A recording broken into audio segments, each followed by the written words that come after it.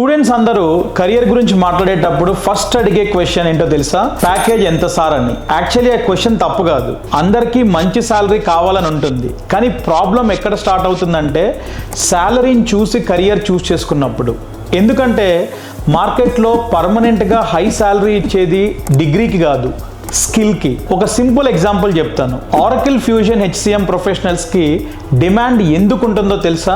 Companies ఎంప్లాయీస్ని manage చేయడానికి, payroll run చేయడానికి అండ్ రిక్రూట్మెంట్ ప్రాసెస్ హ్యాండిల్ చేయడానికి ఈ ఆరకిల్ HCM క్లౌడ్ని యూజ్ చేస్తున్నాయి. ఇది బిజినెస్కి చాలా ఇంపార్టెంట్ సిస్టమ్. అందుకే ఈ సిస్టమ్ని అర్థం చేసుకొని ఇంప్లిమెంట్ చేయగలిగే ప్రొఫెషనల్స్కి వాల్యూ ఎక్కువ ఉంటుంది. వాల్యూ ఉంటే డిమాండ్ ఉంటుంది.